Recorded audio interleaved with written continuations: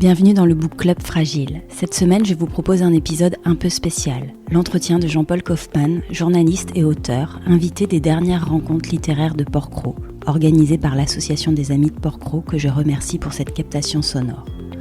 Interrogé par Emmanuelle Pouquet, journaliste indépendante, puis par moi-même, Jean-Paul Kaufmann, l'auteur entre autres du Bordeaux retrouvé, de l'Arche des Kerguelen ou encore La Maison du Retour, est remonté avec nous à la source de son écriture. Il nous partage aussi ses premières impressions sur Porquerolles et plus largement sa vision des îles. Ensemble, nous avons parlé de convalescence, de manque, de pardon, de vin, de livres, de Napoléon et de Robinson Crusoe, de l'odeur de la captivité et de sérendipité. Bonjour à tous, bonjour Jean-Paul Kaufmann. Une petite présentation pour commencer. Vous êtes né en Mayenne, vous avez passé votre enfance à Cornu, en Ille-et-Vilaine, où vos parents se sont installés pour reprendre une boulangerie.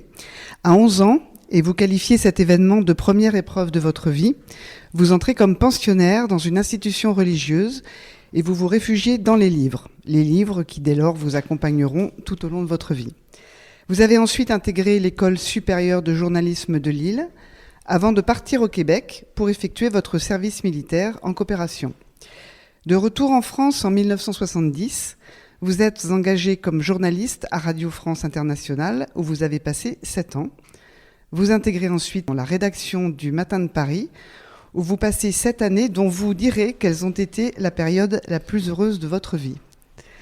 En 1984, vous devenez grand reporter à l'événement du jeudi.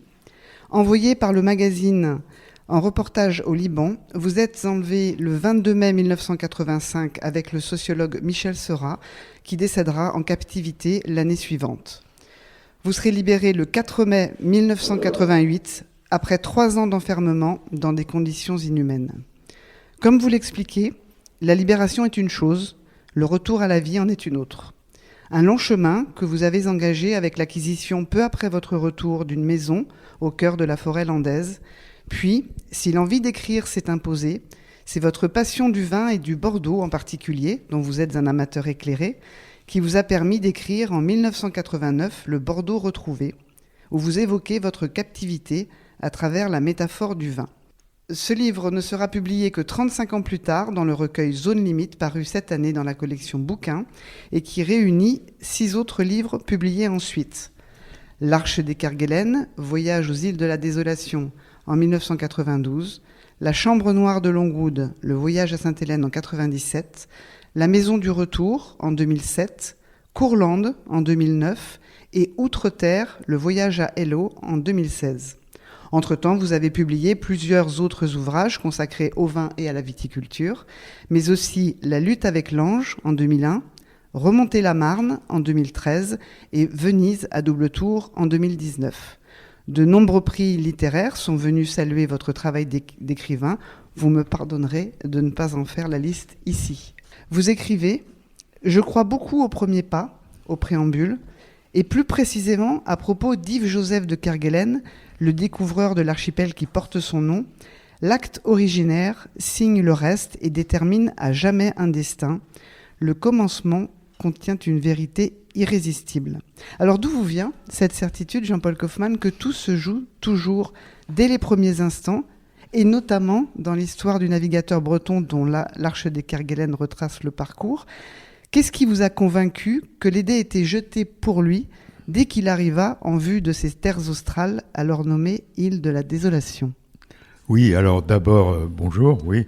Yves-Joseph de Kerguelen, c'est une histoire qui m'a toujours captivé. J'avais lu sa mésaventure, car c'est une mésaventure dans une revue, Spirou, Les belles histoires de l'oncle Paul, ça s'appelait Les belles histoires de l'oncle Paul, et ça m'avait fasciné par le fait que ce découvreur, bon, on est au XVIIIe siècle et on a recensé à peu près le monde entier, la planète, et il y avait encore cette partie australe qui était en quelque sorte inconnue. Et donc, il arrive en effet devant cet archipel qui va s'appeler l'archipel de la désolation. Et alors, un geste quand même incroyable pour le découvreur. D'emblée, il voit qu'il a raté sa mission et qu'il n'y a rien à tirer de ces arpents, j'allais dire pas de neige, mais de vent. En effet, c'est là où le vent souffle avec le plus de violence. Donc, il a refusé de débarquer sur sa découverte. Mais ce qui aggrave son cas, en plus de ça, et c'est ce qui m'a intéressé, s'agissant de Yves-Joseph de Kerguelen, c'est qu'il revient à Paris et il se prend au mirage de sa découverte.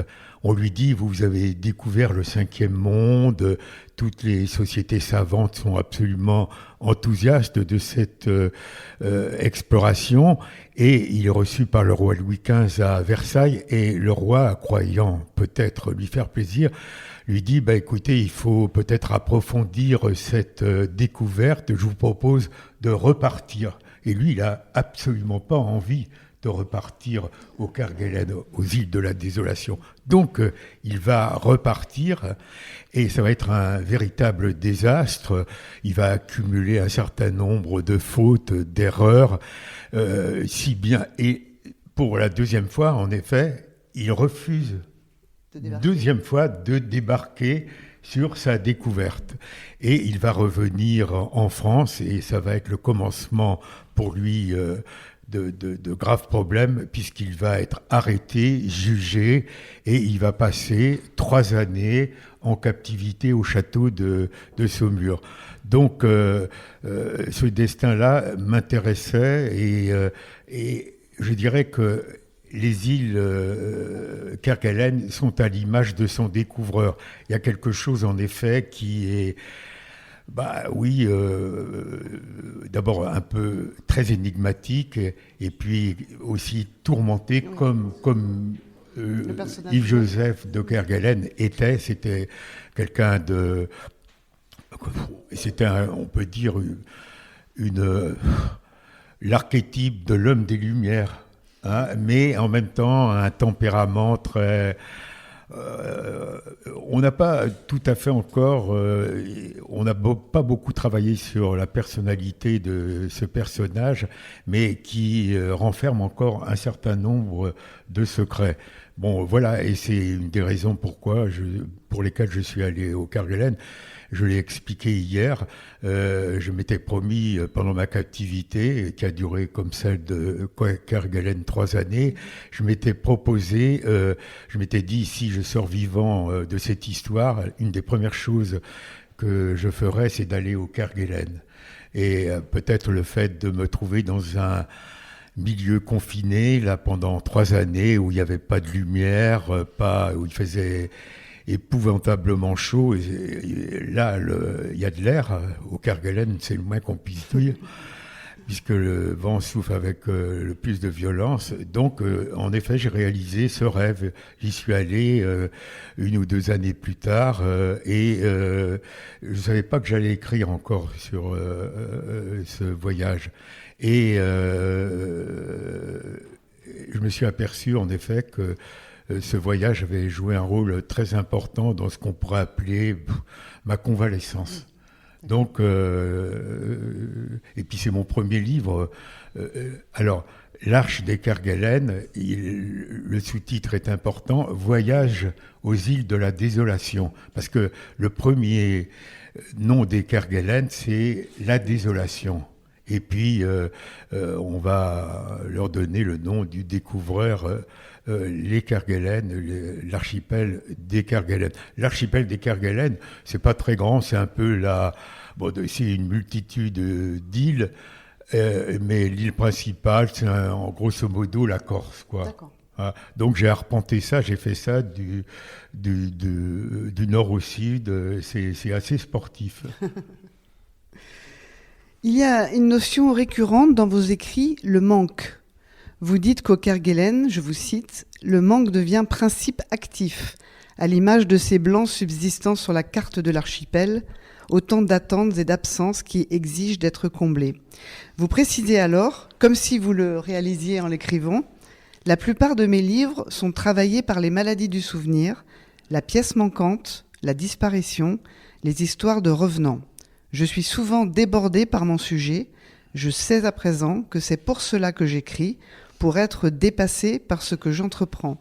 Alors, est-ce que cette notion de débordement, elle a à voir, elle fait référence à ce que l'écrivain ne sait pas quand il commence à écrire, qu'il s'impose à lui et qu'il dépasse? Oui, je ne sais jamais au début ce que je vais écrire, parce que dans l'écriture, il y a un certain nombre de bifurcations, d'impasse aussi, hein, et voilà.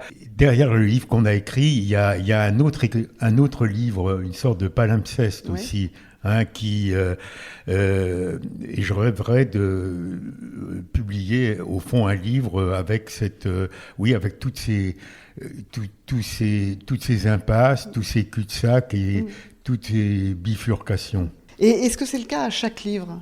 Il n'y a pas un seul livre où à un moment donné, vous saviez vers où vous vouliez aller et vous aviez mis cap? Quand même. Oui, alors par exemple, il y a un livre qui ne figure pas dans ce recueil. Il y a la biographie c'est un essai biographique, plus exactement, d'un écrivain que j'aime beaucoup et qui est tombé dans l'oubli, qui s'appelle Raymond Guérin, qui a eu son heure de gloire quand même, qui est mort en 1955.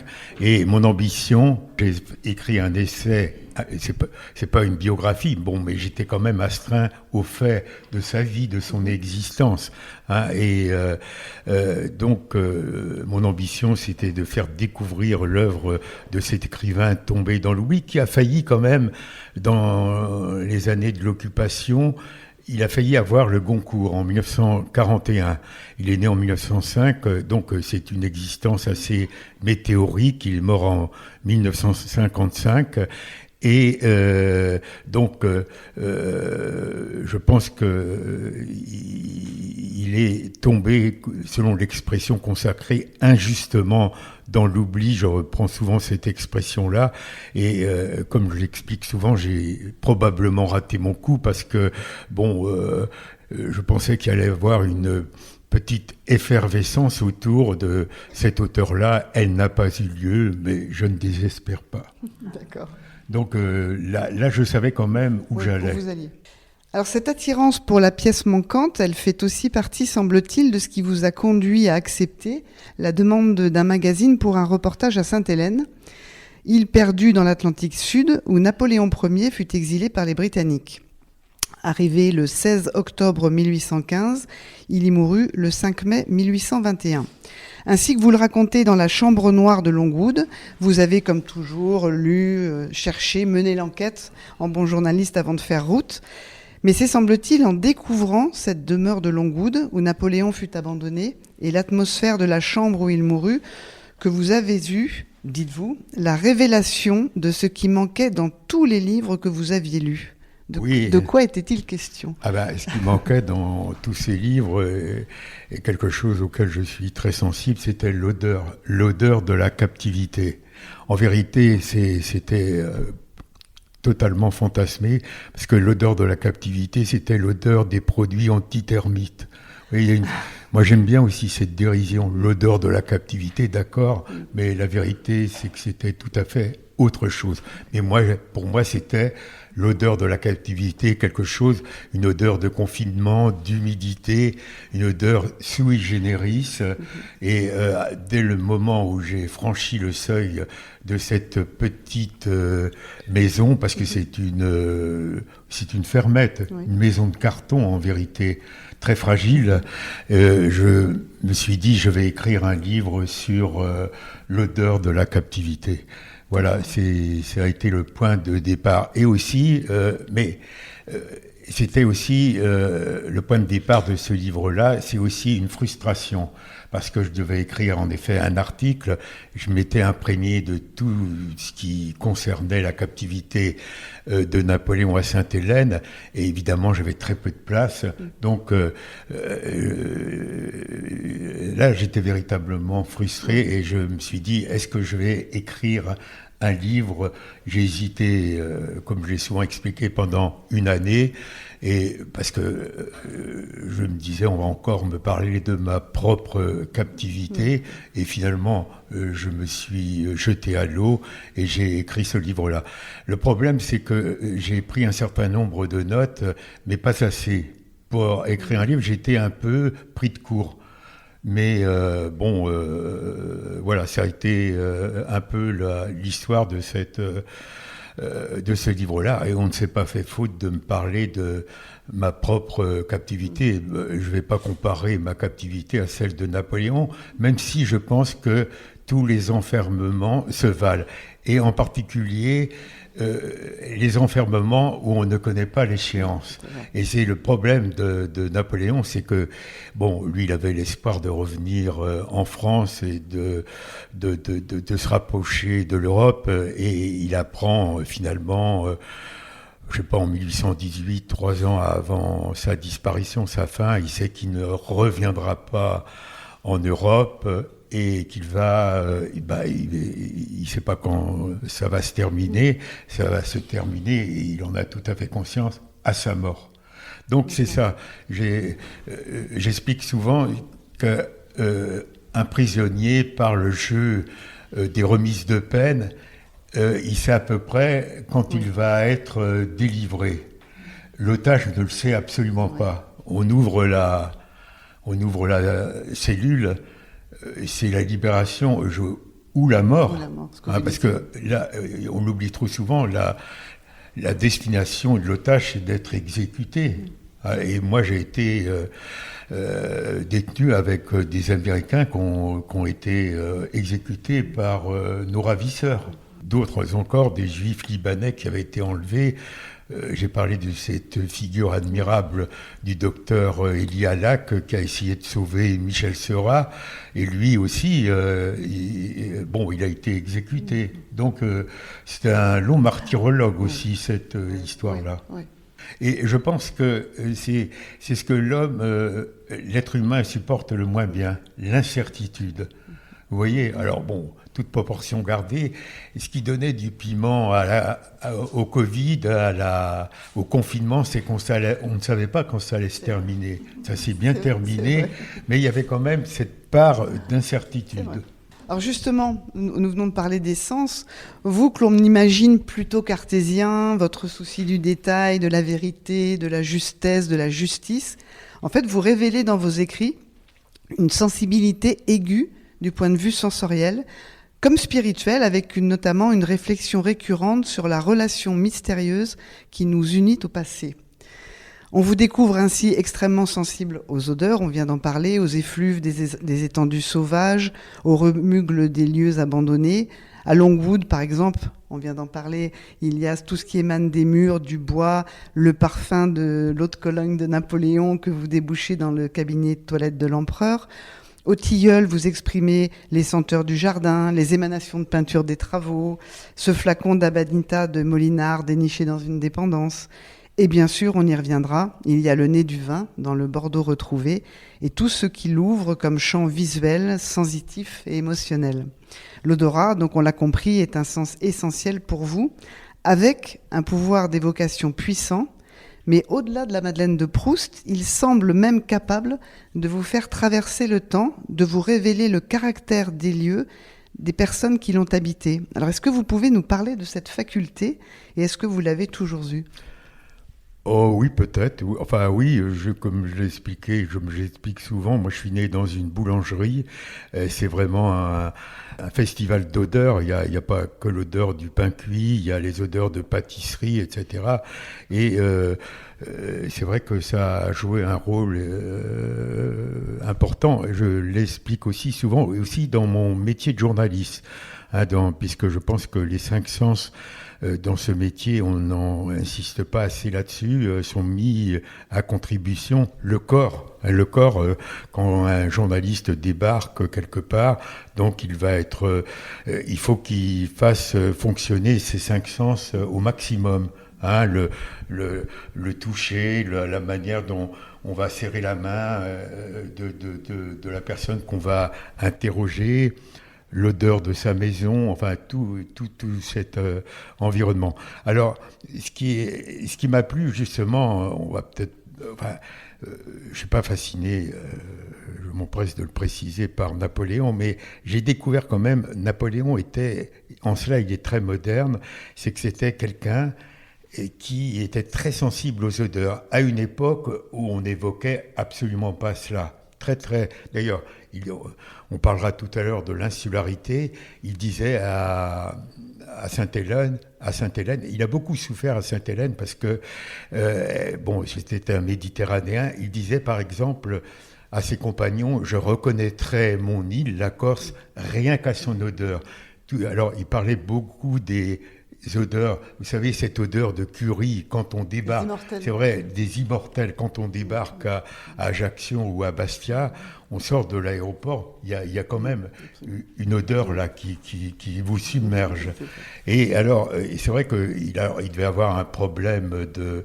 je ne sais pas quel problème il avait par rapport à tout cela, mais Napoléon, par exemple, il souffrait beaucoup de l'odeur de la peinture. Et il y a aussi des gens qui ne pouvaient pas littéralement sentir. Je crois que le problème qu'il a avec Hudson Lowe, son geôlier, lorsqu'il le voit pour la première fois, véritablement, il ne le sent pas. Et il va le juger de manière définitive. Ils se reverront. Hudson Lowe ne reverra d'ailleurs, c'est un détail, Napoléon que mort, que sur son lit de mort. Donc il y a un certain nombre de personnes qui ne pouvaient pas sentir. Et des domestiques, etc. Il était incommodé par leur odeur, il les renvoyait, etc. Donc, et il en parle. C'est ça aussi qui est très nouveau. Alors je crois aussi que le fait de prendre des bains, cette eau de Cologne aussi, ça a à voir avec toutes ces choses-là. C'est pour ça que j'aime beaucoup un écrivain comme Simenon, et notamment le commissaire Maigret. Maigret, c'est quelqu'un qui, véritablement, est très sensible aux odeurs. Il est comme une éponge. Il fait fonctionner ses 5 sens, l'odorat en particulier, et on le voit très très bien. Et là, il y a des moments, il est dans un état très bizarre. Je ne sais pas si vous avez lu certainement des Maigret. Vous voyez, il est dans un état de recueillement méditatif. On a l'impression qu'il est ailleurs. C'est une véritable éponge. Il absorbe les parfums, les sons, etc. Et puis à la fin, on expulse tout ça, et c'est on a la solution, l'énigme, comme je le dis souvent, elle est assez décevante, mais c'est la révélation finale. Et je pense que Maigret devrait être un modèle pour les journalistes. C'est un commissaire de police, mais vous savez, le métier de policier, le métier de journaliste ont beaucoup de points communs. Je ne devrais pas le dire, mais je l'ai éprouvé ça. C'est vrai. Et sur ce point du rapport au passé, notamment dans la chambre de Longwood, il y a ce moment où vous sentez quelque chose, vous sentez cette présence, et ça revient à plusieurs reprises dans vos livres. Ce dont je parlais dans la question tout à l'heure, c'est que vous avez aussi cette perception de maman comme ça suspendue. Oui, alors j'ai appelé ça, c'est peut-être un mot un peu bizarre, j'ai appelé ça la floculation du souvenir. C'est-à-dire que je pense qu'il y a des maisons qui dégagent des ondes, des bonnes ou des mauvaises ondes. Et c'est vrai qu'il y a des gens qui arrivent dans une maison qu'ils ne connaissent pas, et puis ça ne fonctionne pas. Moi, quand j'ai acheté cette maison des Landes, j'ai vu tout de suite qu'elle dégageait des bonnes vibrations. Et dans cette maison de Longwood, la petite chambre où est mort Napoléon, j'étais tout seul. Il faut préciser que c'est ça qui est émouvant aussi à Sainte-Hélène, et je crois qu'on ne peut pas comprendre la captivité de Napoléon si on n'est pas allé sur place, parce que là, tout se dévoile d'un seul coup. Et lorsqu'on est à Sainte-Hélène, c'est vrai que c'est une maison hantée. Une maison peuplée de revenants, peuplée de fantômes, et on sent qu'il y a quelque chose là qui se passe, des vibrations, des ondes. Alors bon, Et moi, j'avais l'impression parfois que toutes ces ondes-là, il y avait une sorte de floculation, se cristallisait en quelque sorte, se rassemblait. Et il y avait une sorte, j'allais dire, de révélation qui en surgissait.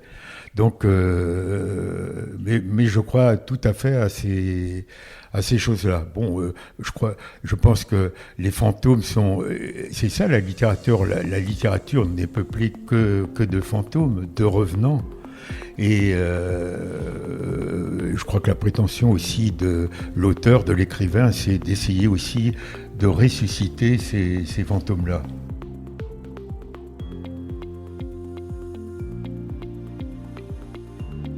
Alors, les références bibliques ponctuent vos récits.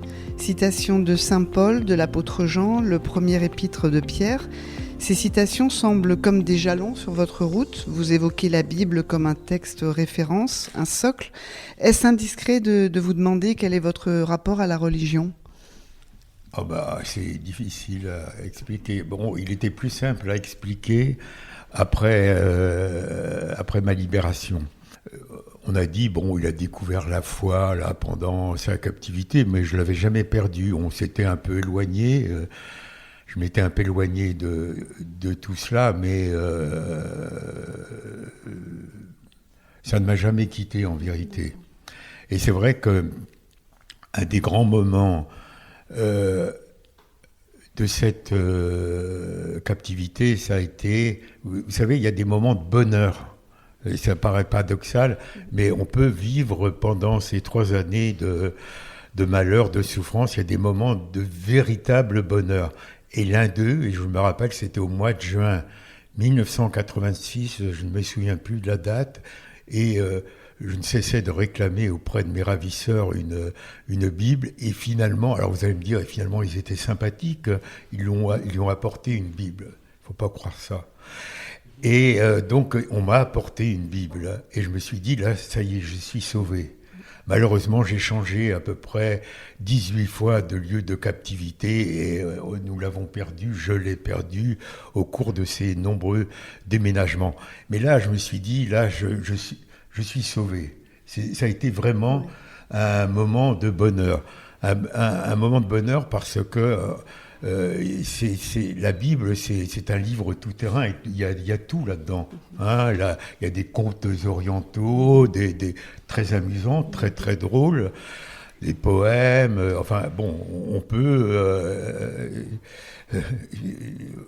On peut vivre de cela pendant 3 années. Malheureusement, je n'ai pas pu en jouir pendant ces 3 années de captivité. Les livres, c'est vrai que c'est des moments de bonheur intenses, même des mauvais livres. Même des livres, je m'en suis expliqué hier, les livres de la collection Harlequin ont été finalement une source une source de joie parce que il y avait aussi, non seulement c'était une voix même fausse venant de l'extérieur, mais il y avait aussi, on se disait comment on peut faire un autre livre de ce mauvais livre. Et il y avait un exercice aussi qui était passionnant à effectuer. Alors vous écrivez, nous allons parler du vin maintenant. Vous écrivez, le vin, l'une des rares choses au monde qui peut faire croire que le temps n'est pas irréversible. J'ai toujours été fasciné par la carafe de cristal posée sur la nappe blanche de la desserte. Ce liquide chatoyant n'est pas que du vin, c'est de l'histoire vivante. Alors dans Le Bordeaux retrouvé, le premier livre donc écrit au retour du Liban, on découvre l'importance du vin dans votre vie. Vous dites d'ailleurs que c'est le vin qui vous a permis de renouer progressivement avec la vie. Alors j'ai envie de vous demander d'abord d'où vous vient cette passion pour le vin, comment et quand est-elle née ? Eh bien, je pense que c'est né aussi dans cette boulangerie familiale. Les odeurs, mais ça suffit pas. Je crois que les odeurs, il faut savoir, il faut essayer. C'est difficile. Il faut essayer de les identifier aussi. Essayer de Et je pense que l'exercice de la dégustation est un exercice intéressant. C'est d'abord, je dis toujours que la dégustation, c'est une bonne école du jugement personnel parce que c'est aussi quelque chose où on doit se conformer à sa propre opinion et non pas se laisser influencé par la réflexion, parce que souvent c'est cela, quelqu'un qui en train de déguster un vin dit bon, il éprouve quelque chose et cette réflexion est reprise et puis quelqu'un dit mais non, mais moi je regrette, je ne sens absolument pas l'odeur de la rose fanée et donc je suis nul. Mais pas du tout, il faut savoir dire je n'aime pas, je n'ai pas sans dire. Donc en tout cas identifier les arômes, les parfums, c'est le b.a.-ba, me semble-t-il, de la dégustation. Et aussi le vin. Alors, le vin, ce que je trouve fascinant aussi dans le vin, dans les vieux millésimes notamment, c'est quelque chose, en effet, qui permet de remonter le sens interdit du vin, le sens interdit du temps, pardonnez-moi. Vous voyez, quand vous dégustez moi, j'ai eu le privilège, en effet, de pouvoir déguster des millésimes très anciens. Par exemple, je me souviens avoir dégusté un vin qui datait de 1870. Il avait été vendangé peu de temps après le désastre de Sedan. C'est une vendange qui n'avait été effectuée que par des femmes, puisque les hommes étaient partis à la guerre. Alors, évidemment, d'abord, c'est un excellent millésime. Il était encore vivant, c'était très long. J'ai dégusté il y a, je sais pas moi, une trentaine d'années. Bon, mais en même temps, s'ajoute à cela, tous les événements qui sont autour. Quand vous dégustez un 1945, il y a eu très peu de 1945 parce qu'il y a eu un gel au mois de mai qui a détruit un certain nombre de vignes. Donc, quand vous dégustez le 1945, grand millésime, vous dégustez aussi de l'histoire. Vous avez dégusté la fin de la guerre. Quand vous dégustez un 1961, qui est une des grandes années d'après-guerre, il y a le 1961, et puis il y a quand même aussi un certain nombre de faits. Par exemple, c'est l'année où on érige le mur de Berlin. Donc, on boit de l'histoire, on déguste de l'histoire. C'est ça aussi. Moi, j'aime l'histoire, j'aime aussi le vin peut-être à cause de ça. Bon, on n'a pas toujours l'occasion de déguster des millésimes anciens, mais c'est ça aussi qui me plaît dans cet exercice. Voilà, par rapport à l'histoire, par rapport au temps. Et aussi, c'est peut-être ce qui me fascine dans le vin, c'est la seule chose, à mon avis, c'est le seul produit vivant qui devient délectable en vieillissant. Ce qui vieillit est imbuvable ou inconsommable. Le vin, c'est tout à fait différent. Pas tous les millésimes, il y en a qui vieillissent mal, mais vous voyez, il devient savoureux en vieillissant. C'est ça, je crois que c'est la seule chose vivante. Non, mais il y en a peut-être que quelqu'un va me dire non, c'est pas vrai, il y a... Quelques humains qui Quelques humains, oui, c'est vrai. J'avais oublié cela, vous avez tout à fait raison. C'est une très pertinente réflexion. Toujours à propos du vin, vous écrivez « On ne dira jamais assez la profonde humanité du vin et de tout ce qui l'entoure ». Pourquoi le vin porte-t-il à ce point pour vous le goût de la vie et le sens de l'humanité ? Le fait d'avoir été vécu ces 3 années au Liban, c'était pour moi exactement le contraire de ce que j'avais connu à Bordeaux. Et c'est peut-être pour ça aussi que j'ai trouvé ce fil rouge qui était le vin. Je ne pouvais pas parler de ce qui m'était arrivé et finalement un jour m'est venu d'utiliser, ça a été une fenêtre très courte dans mon existence. Je me suis dit tiens, peut-être qu'en utilisant la métaphore du vin, je vais peut-être parvenir à décrire ma captivité qui était la violence, l'absurdité, etc. Oui, la bêtise aussi. Comme disait Camus, la bêtise insiste toujours. Et moi, je l'ai vraiment éprouvé pendant ces 3 années, la bêtise de mes geôliers. L'humanité du vin, l'humanité du Bordeaux, c'est évidente. Vous voyez, c'est quand vous êtes à Bordeaux, là, vous sentez cette civilisation, vous sentez ce côté. Alors parfois un peu trop peigné, un peu trop net, un peu trop rationnel. Et ces châteaux aussi qui sont de véritables mises en scène. Les châteaux bordelais, d'abord, ce ne sont pas faits pour habiter, ce sont des lieux de théâtre. Ce sont des lieux où on reçoit les amateurs. Un propriétaire bordelais ne doit pas habiter son château. Ça ne se fait pas. Ils sont très snobs, les Bordelais.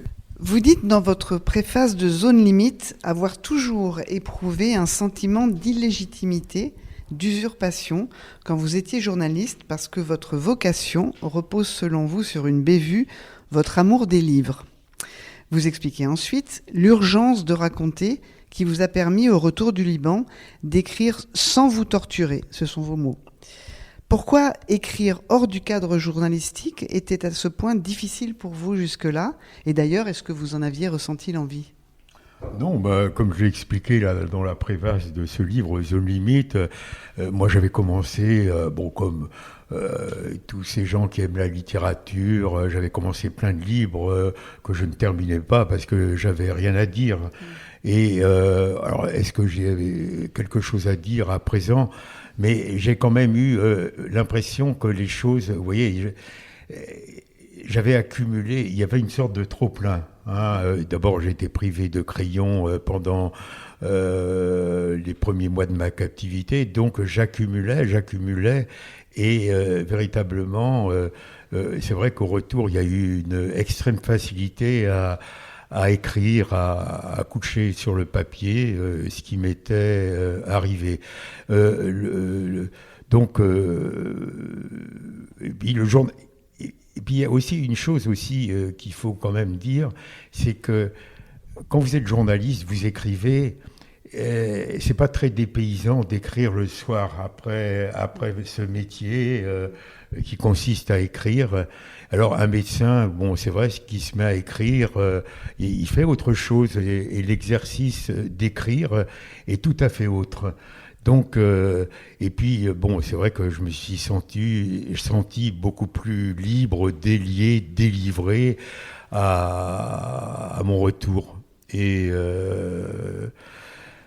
je n'ai pas réfléchi, je ne savais pas que j'allais écrire, je savais que j'allais écrire ces textes pour l'amateur de Bordeaux qui ont été publiés sous le nom du Bordeaux retrouvé, ce texte qui figure en effet à la fin de ce livre, mais je ne pensais pas aller plus loin. Je pensais que ça allait s'arrêter là. Je pensais pas, j'aurais été très étonné de produire ce fort volume. C'est un étonnement pour moi. Est-ce qu'avec le temps, l'écriture de vos différents ouvrages et votre reconnaissance en tant qu'écrivain, ce sentiment d'illégitimité, est-ce qu'il est toujours aussi vivace ou est-ce qu'il s'est estompé ? Alors d'abord, comme je m'en suis expliqué aussi, ce mot d'écrivain, pour moi, je ne me considère pas comme un écrivain. Il y en a des écrivains français vivants, se comptent sur les doigts d'une main pour moi. Qu'est-ce qui fait la différence ? Un auteur, un écrivain, pour moi, un écrivain, c'est tout à fait, c'est quelque chose de grave, un écrivain. C'est pas n'importe qui. Je pense que je suis un auteur, plus exactement, un artisan. Un écrivain, c'est autre chose. Ça impliquerait un débat un peu long, même un peu difficile pour moi. Et c'est pas de la fausse coquetterie. Je ne me considère pas comme un écrivain. Non, je me considère comme un artisan. Et comme je dis aussi, hier, on a lu ce passage, il y a aussi chez moi peut-être une forme de dette. Au fond, les livres m'ont sauvé. La littérature, plus que peut-être la lecture, la littérature, parce qu'il y a de mauvais livres aussi qui m'ont sauvé pendant cette captivité, comme je m'en expliquais tout à l'heure. Donc, au fond, j'ai profité de tous ces auteurs, de tous ces écrivains qui m'ont donné de grandes joies, m'ont permis aussi d'oublier ma condition pendant ces 3 années, même avant aussi, quand j'étais un adolescent, j'étais un lecteur compulsif qui avait d'ailleurs peur de manquer de livres, et cette hantise, en effet, s'est réalisée pendant ces 3 années. Donc, dette. C'est-à-dire, je me suis dit, au fond, après tout, moi, je vais peut-être apporter, alors c'est peut-être présomptueux, j'ai apporté ma petite pierre, moi aussi, j'ai profité de ces gens-là. Bon, c'est peut-être aussi à mon tour, c'est difficile à dire parce que en même temps, je conçois que ça peut être prétentieux de dire une pareille chose. Oui, peut-être il y a cela. Je suis un petit peu quitte aussi d'avoir apporté ce petit caillou. Et une dernière question. Le thème de la journée d'aujourd'hui est les territoires de prédilection. Au regard de tous vos voyages, de tous les territoires que vous avez explorés, où vous avez vécu, séjourné, enquêté, quel vous semble être aujourd'hui votre ou vos territoires de prédilection ? Mes territoires de prédilection, moi, c'est toujours... C'est l'entre-deux, c'est-à-dire c'est des lieux où il manque quelque chose. C'est des lieux où il manque quelque chose et où c'est les zones limites, en effet. En même temps, alors zone limite, ça fait aussi certainement inconsciemment allusion à des situations limites, peut-être aussi à ce moment où l'individu est confronté à des situations qu'il ne peut modifier, comme la mort, la souffrance. J'inclus évidemment peut-être aussi la prise d'otage.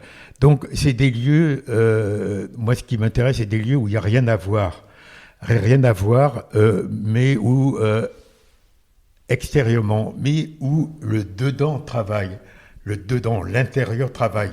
Alors mon ambition c'est peut-être aussi d'essayer de révéler ce dedans, de le faire émerger. Et c'est des lieux apparemment sans pittoresques, des lieux... mais je pense que ça n'existe pas. Des lieux, il y a toujours quelque chose. Moi, des lieux sans pittoresques et des lieux sans intérêt, il y a toujours pour moi un détail qui rachète... il y a toujours une singularité qui rachète cet apparent manque de pittoresque. Donc, mais il faut le chercher.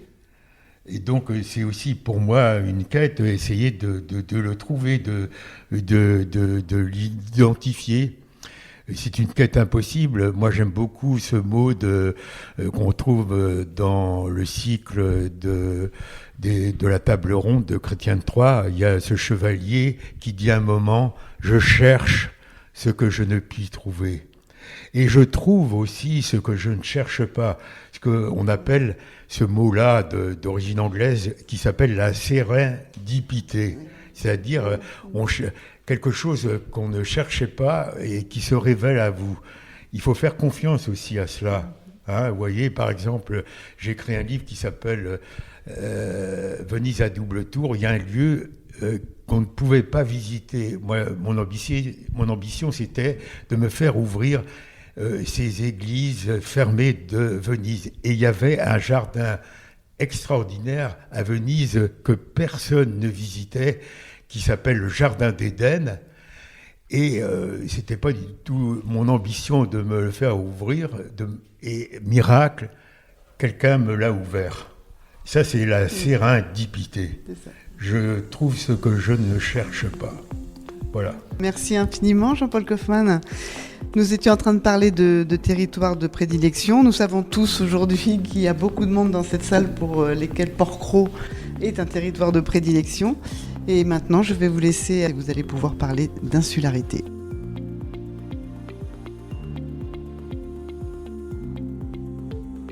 Jean-Paul, c'est la première fois, je crois, que vous vous rendez sur l'île de Porquerolles. Alors, d'une certaine manière, oui. Alors, on était en train d'y réfléchir avec Joël.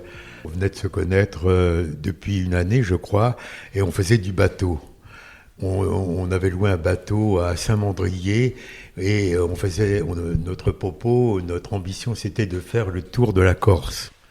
Et on s'est arrêté à Porquerolles un jour, mais je pense qu'on n'a jamais débarqué à Porquerolles. Alors, je n'avais aucun souvenir de Porquerolles. Je ne devrais pas le dire.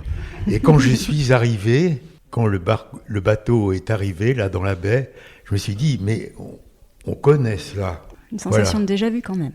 Oui. Maintenant que vous avez débarqué sur l'île, est-ce que je peux vous demander quelles sont vos premières impressions, vos premières sensations à la découverte de cette île ? Qu'est-ce qui vous a marqué en arrivant ? J'ai essayé d'être un bon élève. Vous m'avez demandé de ces impressions. Alors j'ai pris quelques notes. Bon, alors c'est pas très original pour quelqu'un qui est sensible aux odeurs. Il est évident que dans cette moiteur, dans cette humidité, nous sommes arrivés, il venait de pleuvoir. Il est certain que toutes ces odeurs se sont révélées à nous. Hein. Il y a plusieurs odeurs. C'est difficile, encore une fois, d'identifier les odeurs. Il me semble avoir lu dans ceux qui ont parlé de Porquerolles d'odeurs, je ne sais pas où j'ai lu ça, pour une autre île, une odeur balsamique. C'est un mot qu'on utilise dans la dégustation du vin.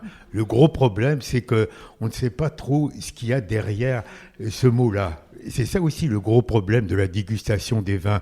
Qu'est-ce que veut dire ces notes que l'on identifie, ces arômes, ces parfums? Qu'y a-t-il derrière ça? Alors, balsamique, évidemment, ça fait référence au baume. Alors, il est certain que toutes ces odeurs, et là on les a quand même, quand on était du côté du manoir, où il y avait beaucoup d'eucalyptus, je pense que alors, on est dans les odeurs balsamiques. Alors, les odeurs balsamiques, c'est un terme qu'on utilise pour le vin, et notamment pour un vin que j'aime beaucoup, qui est un vin de Grave, qui est le Pessac-Léognan. Le Pessac-Léognan, c'est un vin qui, Aubryon, Château Aubryon, la Mission Aubryon, Pape Clément, voilà. Il y a des notes balsamiques. Mais j'ai trouvé aussi qu'il y avait, du fait de cette pluie, il y avait aussi des notes minérales. Les notes minérales, c'est très important aussi pour le vin, les notes minérales. Et aussi, vous voyez ce côté un peu, cette pierre, ces petits cailloux là, il y avait une odeur de cailloux mouillés là qui remontait, une odeur, j'allais dire, tellurique, hein, qui remontait des profondeurs de la terre, comme une sorte de vapeur. Il y avait un petit peu de vapeur d'ailleurs, qu'on voyait lorsque nous sommes arrivés. Donc il y avait cette minéralité qui remontait du sol. Moi, ce qui m'a frappé, c'est d'abord ces odeurs-là. Hein, vous voyez, ces odeurs. Et puis des odeurs, bon, il y a tous ces feuillages. Bon, on pourrait dire, mais ça, honnêtement, je ne les ai pas décelés. On pourrait dire qu'il y aurait pu avoir des odeurs herbacées avec tous ces chênes verts, de ces arbousiers, etc. Mais honnêtement, ça serait une mystification, une forme d'imposture de dire que j'ai senti des odeurs herbacées. Bon, vous êtes tout de suite entré dans la métaphore, en tout cas la comparaison avec le vin. Alors j'ai envie de vous me souffler une question là, c'est si Porquerolles était un vin, ce serait lequel ? Il pourrait ressembler au vin, malheureusement, tout le monde n'a pas pu en déguster tout à l'heure, à ce Condrieu. Alors le Condrieu, c'est un vin un peu particulier, tout à fait, enfin un peu légendaire, un peu mythique. Alors il y a un certain nombre de ces parfums, de ces notes balsamiques, en effet, des odeurs un peu telluriques, mais ça manque un peu d'acidité, de fraîcheur. Moi, j'ai pas senti d'odeur, vous voyez, d'odeur d'acidité, vous voyez, qu'on sent par exemple quand on est sous les latitudes atlantiques. Moi, je viens d'une petite île, nous passons depuis 45 ans nos fins de vacances dans une petite île. Vous voyez, l'insularité n'est pas un vain mot pour nous, dans une petite île qui s'appelle Eddy, qui est au large de Belle-Île, et la plupart de mes livres, je les ai terminés sur cette petite île d'Eddy. Là, vous voyez, là, on a les odeurs. Là, il y a l'iode qui est là. C'est ces odeurs de mer Atlantique, là, qui est assez violente. Oui. Là, on est plutôt dans une forme de suavité, là. Un petit peu de mollesse, un peu émolliente. Ne fâchez pas les Port-Crosiens parmi nous, s'il vous plaît. Donc, vous évoquez l'île d'Eddy. Quelle est plus globalement votre expérience des îles ? On a parlé évidemment de l'archipel des Kerguelen. Alors, ce qui m'a intéressé dans les Kerguelen aussi, c'est que c'est une page blanche. Les Kerguelen, ce qui est absolument extraordinaire, c'est la toponymie des Kerguelen. C'est-à-dire qu'on a essayé de donner des noms à tous ces pics, à tous ces lacs. Il y en a une multitude, hein, à toutes ces vallées qui portent des noms faisant référence à la littérature, au prénom des hivernants qui passent une partie de l'année au Kerguelen. Mais ce qui est encore beaucoup plus fascinant, c'est qu'au Kerguelen, il y a encore des blancs sur la carte. C'est-à-dire, c'est une des seules régions, à mon sens, du monde qu'on n'a pas nommé encore. Vous voyez, il y a des pics, des sommets, des lacs qui n'ont pas de nom. Pour un auteur, pour un écrivain, c'est une page blanche. C'est extraordinaire. Hein, là, vous êtes invité à écrire sur ce blanc, sur cette page blanche. C'est ça aussi une île. Mais le début on en parlera justement de la possibilité de reconstruire quelque chose. La possibilité d'une île. Exactement. Sur le lieu et leur pouvoir de réparation, dans La Maison du Retour, vous décrivez ces difficiles moments du retour à la vie normale après vos 3 ans d'emprisonnement et le rôle joué par l'acquisition de cette maison au cœur de la forêt landaise. Vous écrivez notamment « Les Landes, la campagne normande ou les îles Fortunées. Dans mon état, il fallait bien se poser quelque part. Je n'ai pas choisi la maison dans la forêt. Elle s'est proposée à moi, par défaut, à une époque confuse de mon existence, choix hâtif auquel je suis liée à jamais. Comme votre voyage aux îles Kerguelen qui a constitué un jalon, un palier dans votre retour à la surface, cette maison est celle de la convalescence, du retour progressif à la vie. Elle présente par son isolement bien des caractéristiques d'une île. Alors, quelles caractéristiques, justement, ce lieu que vous cherchiez devait avoir pour vous permettre de refaire surface ? Je ne savais pas. Non, il s'offrait à moi et j'ose dire parce que c'était elle, parce que c'était moi. Mais ça a été un peu comme ça. Et c'est peut-être la partie la plus facile de ce livre, La Maison du Retour. C'est vrai que, vous savez, qui est classique, là, vous êtes avec votre agent immobilier, il vous propose un certain nombre de maisons, celle-là vous plaît pas, et vous débarquez aussi dans des lieux où on vous montre la maison qui est habitée, la salle de bain, etc. Vous découvrez quelquefois des secrets dans les maisons qui vont être vendues. Il y a un côté voyeuriste aussi dans cette quête d'une maison. Donc, alors évidemment, c'est un peu facile parce qu'on fait rire à bon compte. Une maison qu'on vous propose, celle-là, non, elle est moche, elle est bon.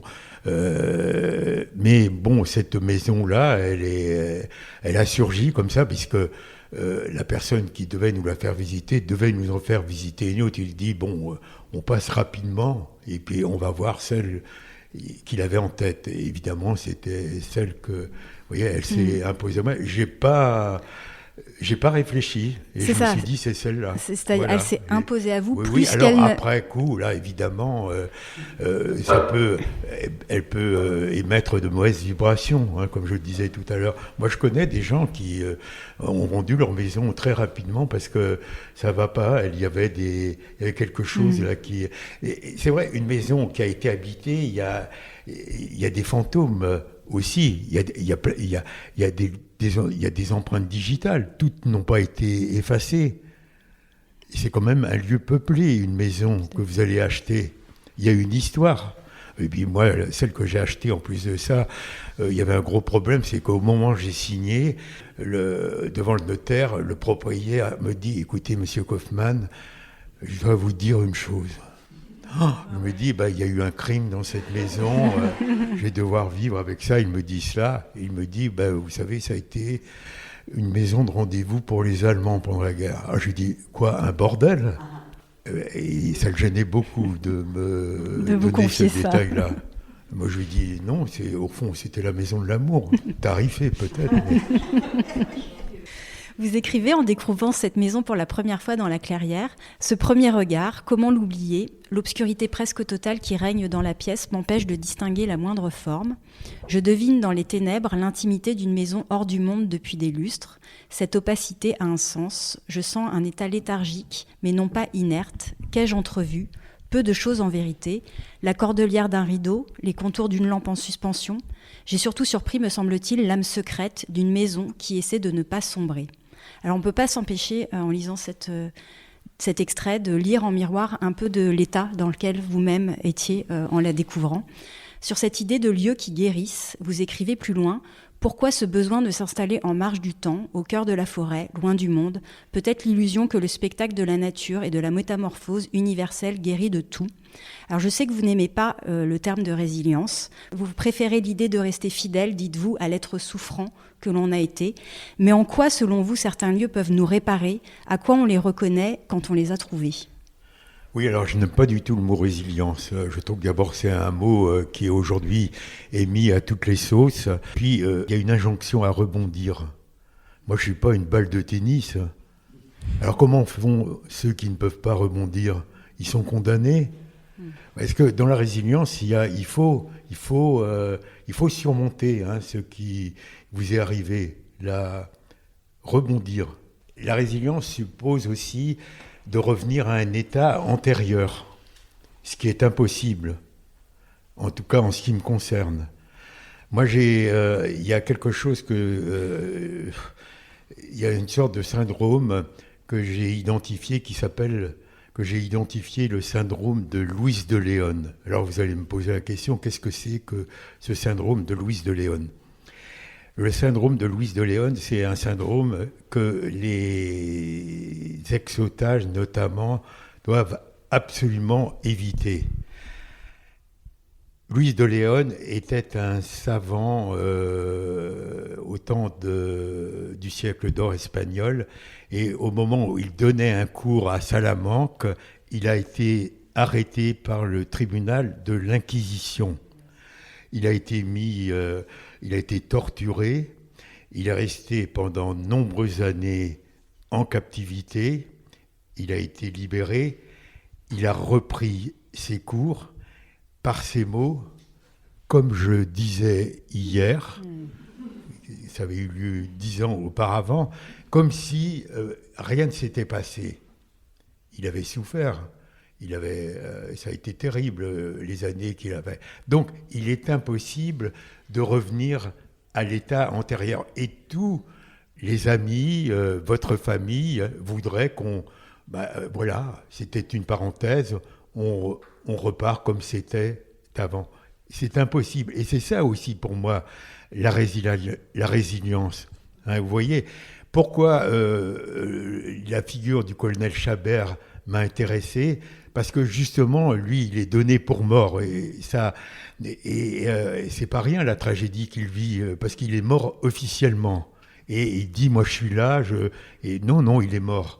Et lui, il voudrait revenir à ce qu'il était auparavant. Et on voit bien que c'est impossible, et c'est son erreur.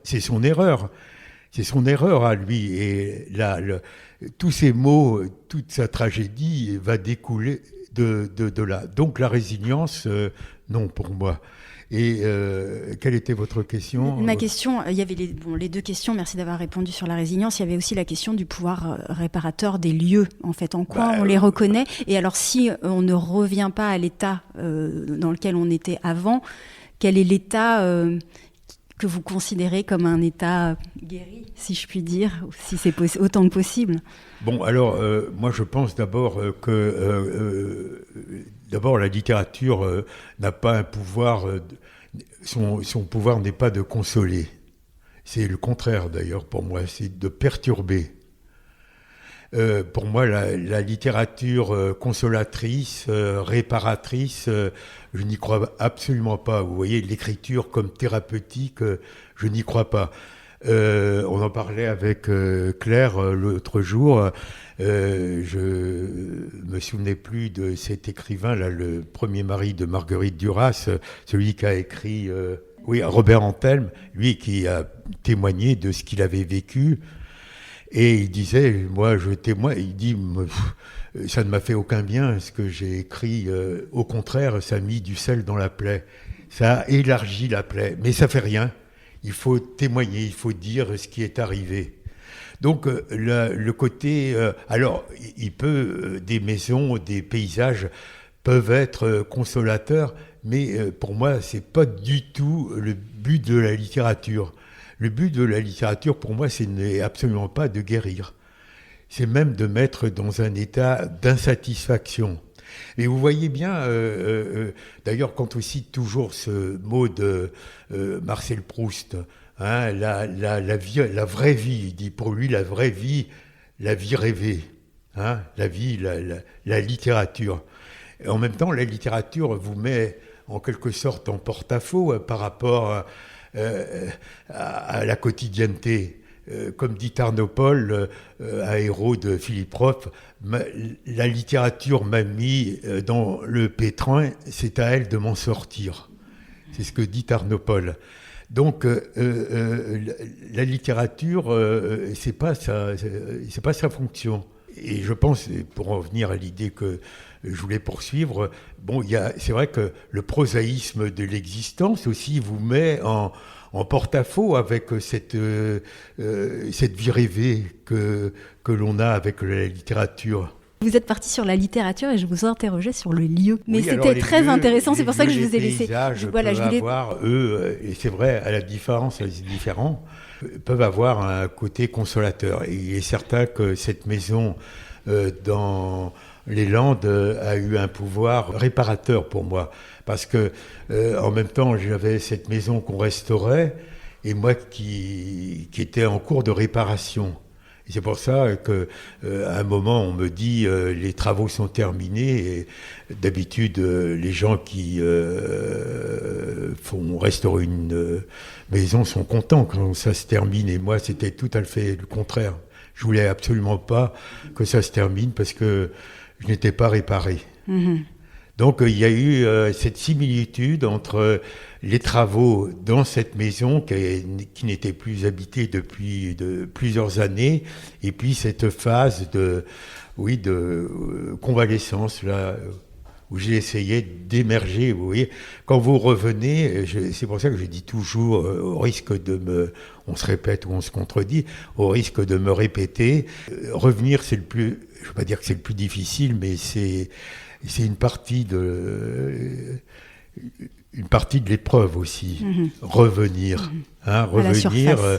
La libération, c'est quelque chose de très violent. Vous êtes comme quelqu'un qui remonte, vous voyez, en pleine lumière, comme Lazare. Il y a un côté, une sorte de résurrection. Là. Vous avez des bandelettes et vous remontez brusquement à la surface.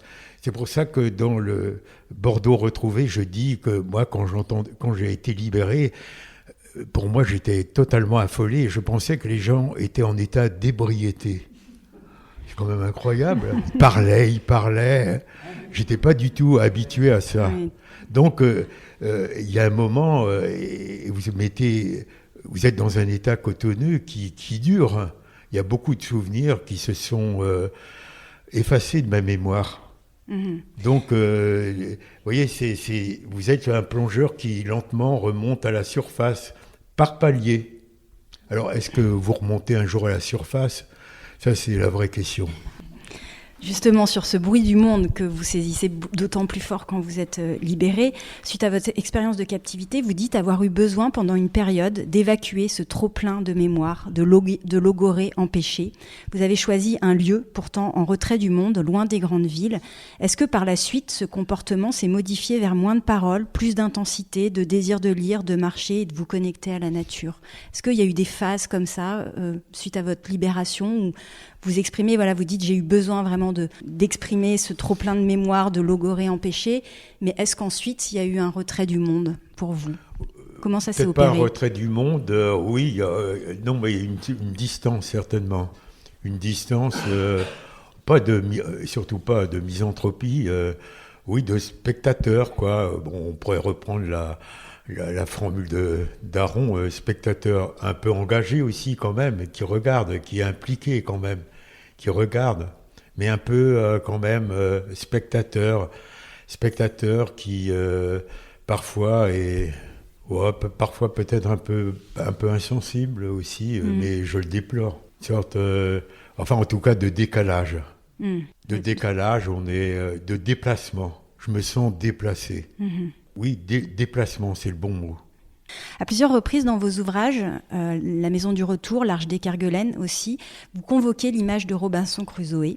Dans La Maison du Retour, lors d'un échange avec la sœur du voisin que vous qualifiez d'un peu cash, elle vous dit « Je suis sûre que vous prenez parfois pour Robinson Crusoe, un rêve de vie naturelle au milieu des pins, un Robinson Crusoe à solitude variable. » Donc là, c'est vous qui parlez en vous-même. Étrange ce qu'elle vient de dire. C'est à la fois faux et terriblement juste. Je n'ai jamais pris les tilleuls pour l'île de Robinson. Mais pendant ma détention, il m'arrivait de m'identifier au héros de Daniel Defoe. Je me reconnaissais dans ce terrible naufrage, cette vie sauvée in extremis, cette absence d'un autrui bienveillant. Je me sentais comme lui, démuni. Par l'exercice quotidien du souvenir et de la méditation, j'avais fini par reconstituer un univers civilisé ressemblant à celui du héros de Defoe. À un autre moment, vous faites référence à De Gaulle qui décrit son arrivée à Londres en juin 40 et qui écrit « Tandis que je prenais logis, je m'apparaissais à moi-même, seul et démuni de tout, comme un homme au bord d'un océan qu'il prétendait franchir à la nage. » À quelques mots près, ce sont les mêmes pensées qui inspirent Robinson Crusoe après son naufrage lorsqu'il échoue sur le rivage. Alors on parlait des vertus réparatrices d'une île, par exemple, quand la destination est choisie, qu'elle protège, qu'elle offre un lieu calme de retraite. Mais on voit bien à travers ces deux extraits que l'île peut aussi constituer un lieu de naufrage, d'enfermement, de relégation, de captivité.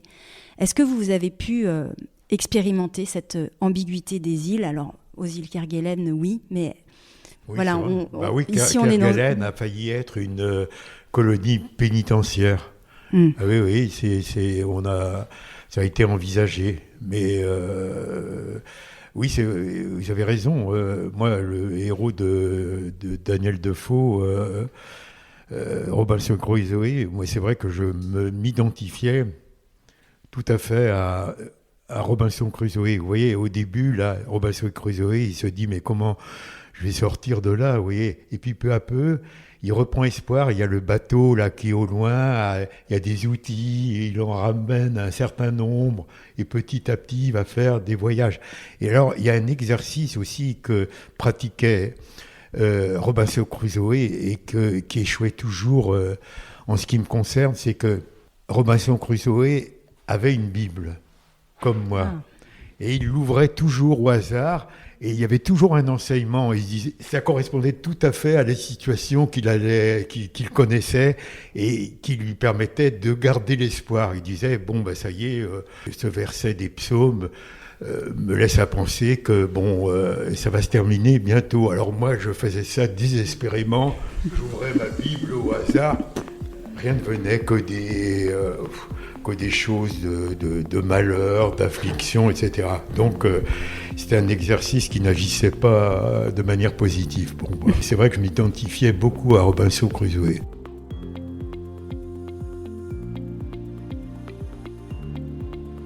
On revient à Porquerolles et à la littérature. Porquerolles a la particularité de porter un héritage littéraire important avec la présence de la NRF, de Jean Paulhan et la communauté littéraire dont il s'était entouré dans les années 30. Dans La Chambre de Longwood, vous évoquez Jacques Rivière qui a relancé la NRF dont la parution avait été interrompue pendant la guerre et qui reparaît en juin 1919. Il prépare sa succession en engageant Jean Paulhan mais ne verra jamais Porquerolles. Vous citez Supervielle dans La Maison du Retour, Valérie Larbaud dans L'Arche des Kerguelen. Beaucoup d'écrivains de la NRF ont vécu à Porquerolles, un petit peu comme des Robinson, Marcel Arlan, Henri Michaud, Saint-Jean-de-Perse, Supervielle. Qu'est-ce que représente pour vous cette période littéraire de la NRF ? Vous parliez tout à l'heure, quand vous avez évoqué, j'avais une question par exemple, quand vous avez dit, pour moi, les écrivains aujourd'hui se comptent sur les doigts d'une main. Il y a 2 questions du coup, mais vous nous donnerez peut-être les écrivains qui sont pour vous importants aujourd'hui. Bien sûr, toute cette période de l'entre-deux-guerres, Jacques Rivière, la figure de Jacques Rivière. J'ai même pensé à un moment, j'ai choisi Raymond Guérin, mais d'écrire une biographie de Jacques Rivière. Je ne sais pas si c'était intéressant. Non, mais toute cette période-là, en effet, me passionne. Ce sont des auteurs qui vous parlent. Ah oui, bien sûr, Jules Supervielle, d'ailleurs, dans La Maison du Retour, il y a cette épigraphe, c'était le temps heureux où nous étions sur la terre. Hein. Ça introduit ce texte de La Maison du Retour. J'admire beaucoup Jules Supervielle. Jean Paulhan aussi, la correspondance Alain Fournier, Jacques Rivière, pour moi c'est un monument littéraire. Si vous ne l'avez jamais lu, plongez-vous là-dedans. Est-ce que vous ressentez à partir de vos premières impressions ici à Porquerolles que cet endroit puisse avoir été un lieu d'inspiration, de création propice à l'écriture pour tous ces auteurs ? Oui. C'est un endroit où vous pourriez écrire par exemple ? Je ne suis pas sûr. Je suis pas sûr. Moi, comme j'expliquais tout à l'heure, moi, je suis plutôt un homme atlantique, un homme de l'Ouest. Alors, qu'est-ce qui vous manque ici ? Il me manque l'iode et une certaine forme de violence de cette mer, de cet océan Atlantique ou de cette Manche. Bon, la Méditerranée n'a pas que ce côté aimable, bien sûr. Mais je ne sais pas si écrire ici, ça doit favoriser, on doit être pris par une forme de mollesse peut-être. Je ne sais pas si les Porquerolliens ici, je pense que c'est une île qui peut être difficile et rude, peut-être à la différence de ces 2 îles voisines. Oui, je pense que c'est une île qui peut être difficile. Pour terminer, après une petite journée passée sur l'île, peut-être qu'on va dépasser le registre des odeurs, même si c'est un sens pour lequel vous avez une affection particulière. Est-ce qu'il y a une image, un son qui vous ont marqué ? Ce qui m'a frappé, moi, c'est... j'aime beaucoup l'arbousier. Il y en a beaucoup là dans ma maison des Landres. J'en ai même planté. J'ai une certaine faiblesse là pour cet arbre-là. Il y en a beaucoup. C'est l'arbousier, tout simplement. Merci beaucoup, Jean-Paul. Je vous propose, si vous avez des questions, on va faire tourner le micro. Alors, attendez que le micro arrive jusqu'à vous pour qu'on puisse capter les questions. Monsieur Kaufmann, vous avez été journaliste. Et vous êtes devenu un écrivain, même si ou un auteur, comme vous dites. Et si on s'adresse aux journalistes, est-ce qu'il a disparu ? Est-ce qu'il est toujours attentif ? Est-ce qu'il est toujours éclairé ? Qu'est-ce qu'il a à nous dire sur ce qui se passe en ce moment comme journaliste ? Évidemment, ces 3 années m'ont obligé à réfléchir sur ce métier de journaliste. Je regardais la souffrance du monde. J'étais une sorte de voyeur. Et puis après, je suis devenu un objet de voyeurisme. Donc il est certain que ça a changé radicalement ma manière de voir ce métier. Alors je dis souvent que cette histoire-là a vraisemblablement tué le journaliste. Je ne sais pas si elle n'a pas ressuscité l'homme, parce que je crois que le vieil homme revient très vite aussi, même si quand on revient, c'est la première fois, on est dans le commencement. Mais les mauvaises habitudes, toutes ces choses-là, oui, c'est une renaissance, certes, mais le vieil homme, se dépouiller du vieil homme dont parle saint Paul, c'est difficile, il revient. Voilà, donc le journalisme, et comme je le disais hier, je pense qu'aussi après ces 3 années de Liban, le métier avait considérablement changé. Donc peut-être que ce journaliste ne voulait plus de moi. Mais je me sens aussi toujours journaliste dans l'âme, même s'il ne veut plus de moi. Vous avez dit qu'il y avait que être écrivain, c'est quelque chose de grave. Alors, quel est l'écrivain qui vous a aidé dans votre épreuve de 3 ans à tenir, ou du moins à dire qu'il y a peut-être un espoir que vous allez sortir et... Voilà. Il y en a plusieurs, je me suis expliqué souvent là-dessus. Évidemment, Guerre et Paix. Le problème, c'est que le premier tome a disparu très très vite au cours de ces nombreux déménagements. Donc, j'ai surtout lu le second tome. Mais évidemment, je l'ai lu dans tous les sens. Je ne veux pas dire que je le connais par cœur, mais presque. D'ailleurs, très régulièrement, je relis tous ces livres qui m'ont sauvé la vie, en quelque sorte, comme par une sorte de sentiment de reconnaissance. Mais c'est vrai que Guerre et Paix, vraiment, ça... Mais pas que Guerre et Paix, l'œuvre romanesque de Sartre, Les chemins de la liberté, que personne ne lit plus, me semble-t-il, aujourd'hui, qui a mauvaise presse peut-être, ce livre-là aussi m'a sauvé. Les livres m'ont véritablement sauvé la vie. Ils m'avaient déjà un peu sauvé la vie pendant ma période de pensionnat, mais ils m'ont sauvé la vie une seconde fois. Dans votre livre Zone Limite, là, il y a 2 expériences de la nuit qui m'ont beaucoup frappée.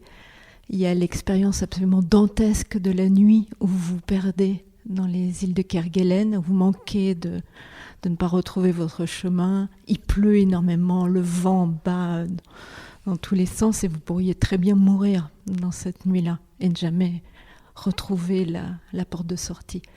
Et puis il y a au contraire une nuit que vous qualifieriez de émolliente. Dans la maison du retour, vous êtes dans votre hamac, vous regardez la nuit tomber autour de vous, vous parlez à vos arbres, vous lisez un peu, et puis vous endormez, et le matin, tout d'un coup, vous êtes saisi par le froid, et vous rentrez vous coucher chez vous dans un lit normal. Que diriez-vous de l'expérience de ces 2 nuits ? Laquelle est la plus marquante et laquelle est la plus symbolique pour vous ? Celle qui m'a marqué, évidemment, c'était celle où je me suis perdu, où je n'arrivais plus à retrouver mon chemin. Et c'était, alors, hormis le fait que j'étais dans un endroit totalement isolé des Kerguelen, en fait, la véritable cause de mon angoisse, je dirais, c'était « je vais me faire encore remarquer ». Ils vont me chercher, ils vont envoyer un hélicoptère. Moi, j'ai envie qu'on m'oublie. C'était ça. J'en ai pas parlé dans mon livre, mais c'était ça en vérité. Tout simplement, tout prosaïquement. Est-ce que quand on a subi ce que vous avez subi, est-ce qu'il faut absolument pardonner à la bêtise pour pouvoir revivre ? Voilà. Pardonner, oui. Alors moi j'ai pardonné. Alors pardonner à la bêtise, c'est-à-dire est-ce qu'il faut pardonner à ses ravisseurs ? Alors moi évidemment j'ai pardonné. Je suis chrétien, je me conforme aux évangiles, certes, mais je l'ai pas du tout fait pour me conformer aux évangiles. Je l'ai fait tout simplement par hygiène mentale. Je me suis dit que si je ressasse un peu ce sentiment de vengeance, la vengeance c'est aussi un acide qui corrode votre être petit à petit. Donc, alors le gros problème c'est que dans l'évangile, on vous demande, bien sûr, aimez-vous les uns les autres, pardonnez à votre prochain, pardonnez à ceux qui vous ont fait du mal, Non seulement ça, mais vous devez les aimer. Ça, je n'y suis pas parvenu. J'avoue que je ne me suis pas conformé aux préceptes évangéliques. C'est pour ça que je pense que les évangiles sont indépassables. C'est le monde à l'envers, hein. Donc les riches n'entreront pas dans le royaume des cieux, hein. Heureux les idiots, heureux les pauvres d'esprit, les intelligents n'iront pas dans le royaume des cieux. Donc voilà, mais je ne suis pas parvenu à aimer mes ravisseurs encore, ça va peut-être venir. Ouais, ça sera le mot de la fin alors.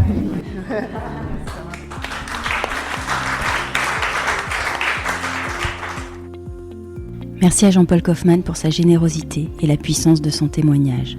Pour retrouver toutes les notes de l'épisode, rendez-vous sur fragileporquerolles.com. Si ce n'est pas déjà fait, vous pouvez toujours vous abonner au podcast Fragile sur Apple Podcasts, Deezer, Spotify ou toute autre plateforme d'écoute. Cela vous permettra d'être notifié des nouveaux épisodes tous les 15 jours. Et si cet épisode vous a plu, vous pouvez mettre 5 étoiles sur Spotify ou sur Apple Podcasts avec un petit commentaire. C'est la meilleure manière de soutenir ce podcast et ça me fait toujours infiniment plaisir de vous lire. On se retrouve très vite. À bientôt.